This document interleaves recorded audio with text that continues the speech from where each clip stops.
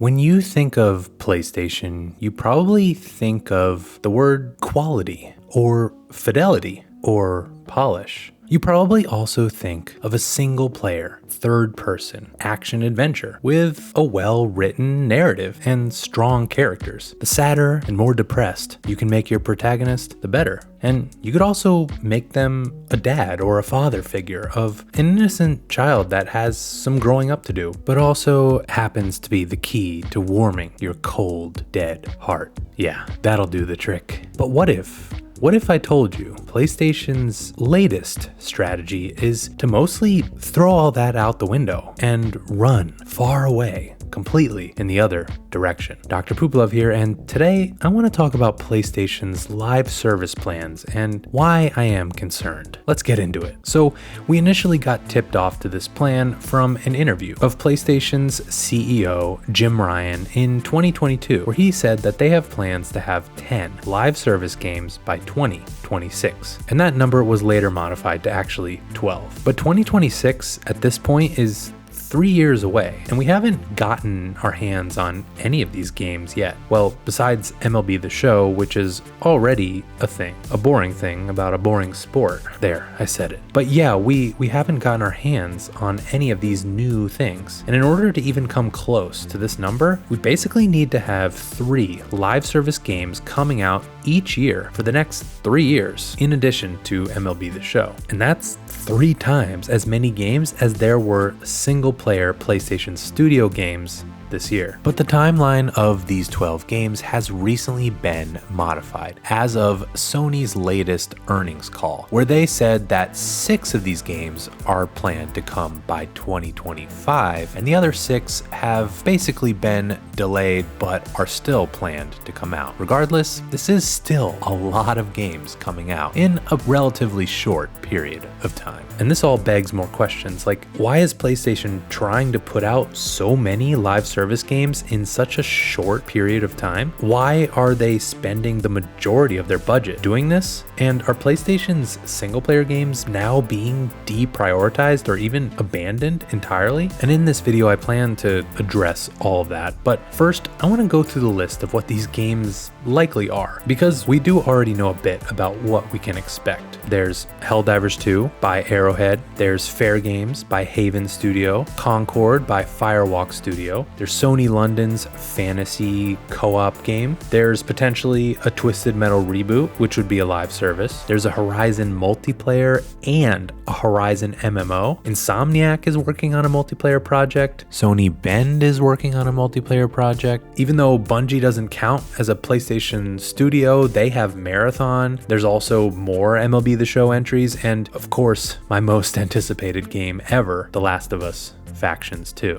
So we do kind of have a sense of what these games are, but why is PlayStation pushing so hard to have all these come out in such a short period of time? Well, the answer is obvious. Money. Fortnite, Call of Duty, Apex Legends, these live service games bring in huge dollars. And many of the biggest publishers have a live service cash cow of their own. But PlayStation has been mostly focused on single player games, and so they haven't had one of their own. But they have been able to rely on the share of sales that they get from other live service games that are sold on their platform. PlayStation apparently brings in so much money from Call of Duty that we had to watch them fight tooth and nail for the past couple years trying to block Microsoft's Activision merger. It was all we were hearing about in gaming news. Call of Duty, a game that, mind you, they do not own, makes them way more money than their own single player games, just from the cut that they end up getting from platform sales. But now they can't really rely so much on Call of Duty after Microsoft now owns them. Even if they do have it for now on the platform, it might not be forever, and they might not be able to get as much of a cut of sales, depending on the deal that they've had to make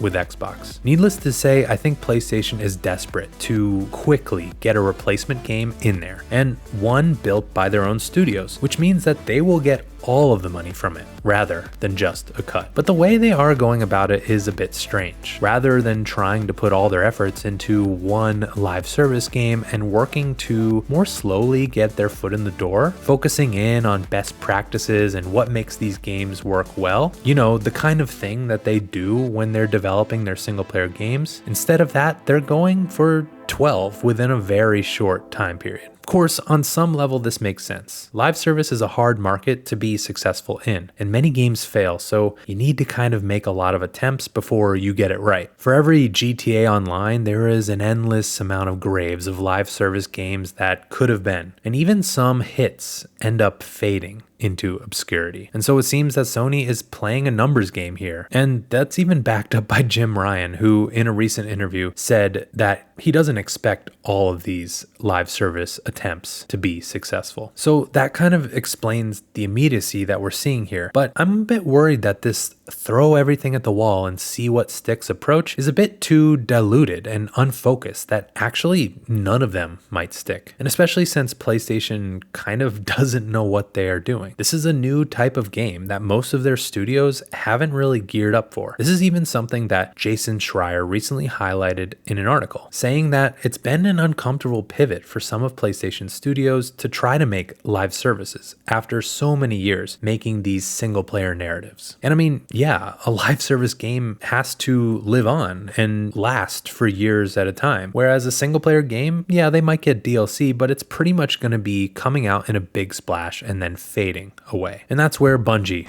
comes in. PlayStation bought the famed Halo creator and Destiny developer Bungie for the very purpose of helping them realize their live service aspirations. Bungie, despite many ups and downs, has managed to create a financially successful live service in Destiny, and PlayStation is hoping to absorb their knowledge. The acquisition included significant amounts just for employee retention. And yes, I know there has been some recent news about Bungie, which I will be getting to, but for the most part, it has been financially successful. And it seems that PlayStation has actually given a lot of power and influence to Bungie in this department. They have been tasked to assess PlayStation Studios' live service entries to determine their long-term viability. And, well, it's caused some drama. Deviation Studios was working on a first-person shooter in partnership with PlayStation, but then, seemingly after a Bungie review, that studio cratered. And Naughty Dog, PlayStation's crown jewel, a studio seemingly allowed to work on whatever they want given their pristine track record, now in some ways is having to bend the knee to Bungie's live service philosophy. Their Factions multiplayer project was assessed and determined to lack the appropriate long-term viability that you would expect for a games as a service. And this has basically sent the project into limbo, with reports of it being on ice and with an unknown fate as to whether it's even going to come out. And this all happened just after Naughty Dog had finally gotten comfortable enough with where this project was to begin talking about it and saying how fun and ambitious it was. Now, this whole thing has personally been devastating to hear as someone who still plays the original, heavily underrated Factions and has been waiting for years for them to provide us with a sequel. To now have another studio come in at the 11th hour and rip it apart, it's been a bit heartbreaking. And these are just the projects that we know about, because given the recent news that 6 of these live service games have been delayed, it seems like perhaps Bungie has found that a number of these games don't seem to currently have what it takes to be a good live service. And this further highlights issues that have me worried. Bungie, while financially successful, represents one metric of how to make a successful live service game. But does that have to be the end all be all? Maybe, but maybe not. It seemed that Naughty Dog, for instance, did have a plan. They did have a monetization designer who was known for making the Fortnite's Battle Pass, and that apparently didn't pass Bungie's sniff test. So it does seem at least that there may be competing philosophies out there as to what makes a good live service work. But with Sony's real lack of experience, it seems like they feel they just have to fully trust Bungie. But when you dig into Bungie's actual philosophy as to what makes a good live service, it's very much this quantity over quality premise. That speed of delivery is more important than even getting something right. Bungie is even on record saying that live service games should make sure to not over deliver. But now, well, things are complicated because Bungie seems to not be as on top of things as we all thought. According to more reporting from Jason Schreier, they recently laid off roughly 8% of their staff just after missing their revenue projections by a whopping 45%. And this is due largely to losing player retention in Destiny 2, the very thing that they actually accused Naughty Dog of lacking in their own assessment. As it seems, this live service game is a dangerous one to play, even for those with many years of experience under their belt. But some of this is also due to market conditions. It's not like Bungie is closing entirely, so I wouldn't really count Bungie out as still a serious live service force. They are still afloat and they have weathered some similar bad storms, but it does make this whole situation with Naughty Dog that much more maddening. And it somewhat makes you question how well they could have assessed the Factions 2 project when they can be 45% off of their own assessments of their own game. As someone who definitely felt that the original Factions was super underrated and perhaps very easily misunderstood, it reemphasizes my own skepticism that Bungie may not be able to see what makes that game special. And the thing is, well, Bungie's perspective on what makes a good live service game happens to largely be diametrically opposed to what a studio like Naughty Dog is known for. They're known for being perfectionists who take their time and try to go above and beyond to surprise and delight their fans. It's actually diametrically opposed to most PlayStation studios' overall brand of quality. And so herein lies a huge problem because Sony seems to be pushing their beloved studios to adopt an entirely different mindset that is perhaps too different and too at odds with their own studio's cultures. And maybe this is truly the only way to make a live service work, but then this is just simply not going to work unless you completely turn over and change your entire studio. But what if quality is another option? I mean, I was actually initially excited about the prospect of PlayStation live service games because they haven't really focused on multiplayers, and because knowing their brand identity, I thought that meant that we would get some ambitious, quality live service entries amongst a sea of mediocrity. That's actually a differentiating factor in this live service space. And the thought of a heavily beloved IP in The Last of Us, for instance, being given this multiplayer entry with the same care and love and ambition as any of Naughty Dog's single player games, with a story and characters and lore, I mean, that's something that I think I and many others can sink their teeth into. But the premise that Bungie is operating on is if you aren't constantly feeding the beast, then your concurrent player base is going to dwindle and fans are just going to drop off, being too tired of waiting for the next update. And as a result, trying to feed the beast, you can't always have the most quality of drops or big impactful moments because these studios would have to develop everything so that it can be repeated quickly for the next drop. But then how can Sony expect their studios to produce live service games under that approach? Seems only possible by potentially spinning up separate, dedicated live service studios instead of trying to force this methodology upon existing studios that would now have to change too much of their own culture and steer a lot of devs away from the types of games that they actually want to make. This seems to be causing some impact now at Naughty Dog, where this Factions game, a game I really want and have been looking forward to for years, just seems to be getting caught up in this live service push because of these unrealistic expectations that the game needs to last forever and be this huge cash cow, or else it's a failure. Sony wants these games as a service to last forever, and that actually puts a ton of pressure on the studios. I mean, even if Factions 2 comes out and it is this big hit, the assumption is there will be this expectation of fast delivery forever. And how soon until those demands just end up sucking in your entire studio? Because the successful live service ultimately just brings in more money than the single player games, and it becomes hard to justify making these new single player narratives. I mean, look what happened with Activision and Call of Duty. So many studios ended up getting sucked into that orbit. And this gets me to a widespread fear that I see going around the PlayStation community, and that is that PlayStation is done with their single player games, or at least they aren't going to be a priority anymore. It's understandable when Sony has been so quiet lately and we don't even know much about what other single player games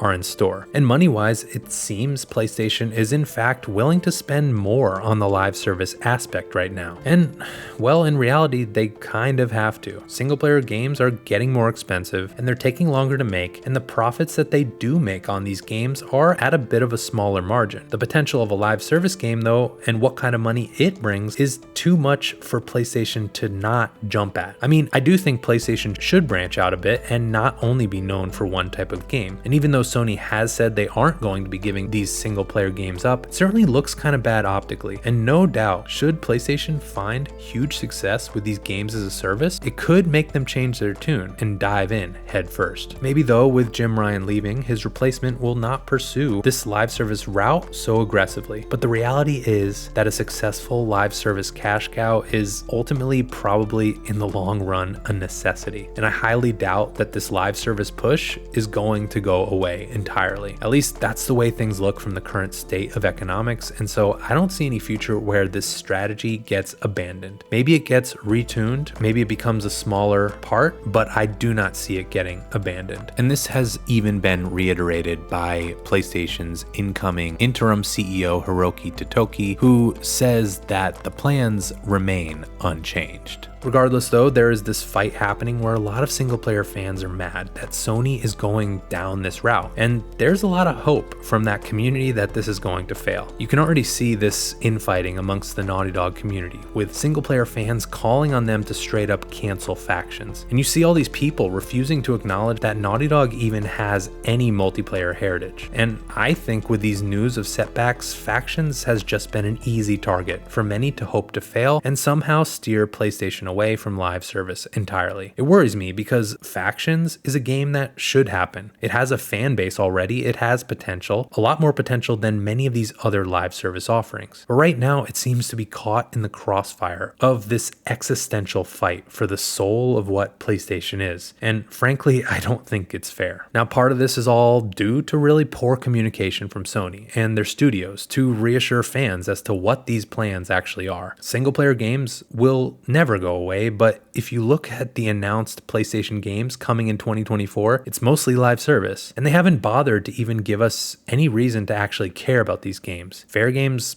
looks generic. Concord, they didn't give us very much info. Helldivers actually does look good, but it might be more of an acquired taste. The ones that have the real promise are the games attached to existing IP based on single player experiences, like Factions 2 and Horizon, because these IP already have fan bases curious enough to likely give it a shot. And this is where my argument goes into what I think Sony should really be doing, and that is mostly just focusing in on a few ideas that have potential instead of spreading themselves so thin on so many projects. Even a completely flawed and sucky 7 out of 10 Factions 2 experience is going to inherently do better than a solid 9 out of 10 Fair Games, because it has the potential, the ravenous fan base, the world that people understand and know already, a promise of narrative. Like, these are the things that are the building blocks of what a PlayStation branded live service experience should be. And even if these games come out and they don't do that well, the ones with promise can always still rise back to the top. Look at No Man's Sky. Heck,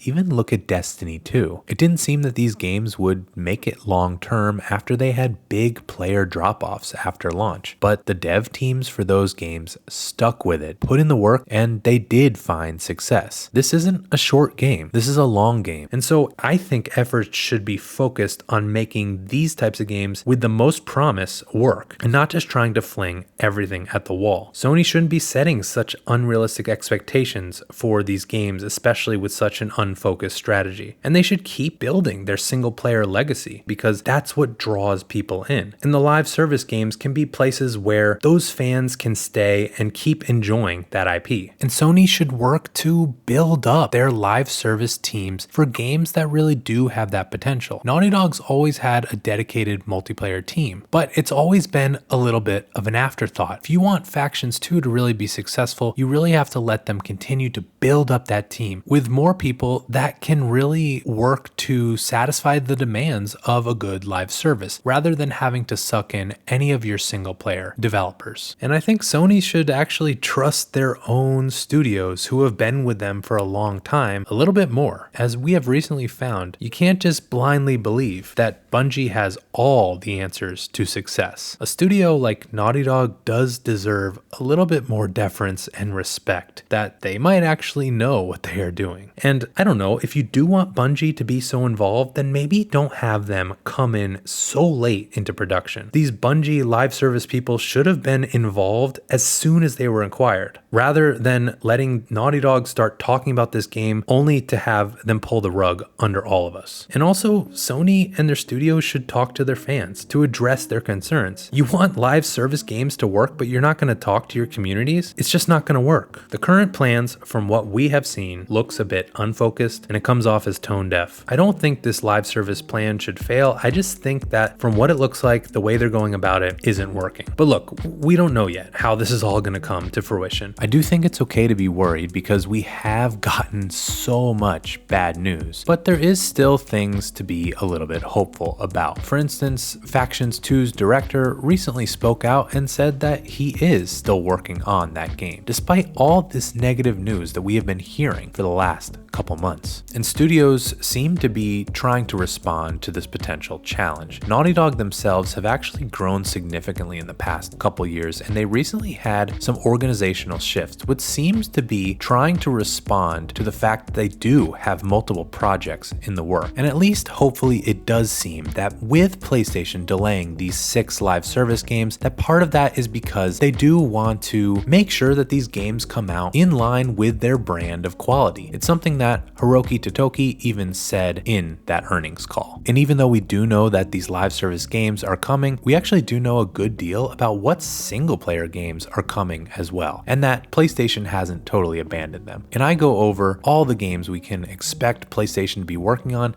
in this video right here, which you should check out. But otherwise, so long, Pooper Troopers.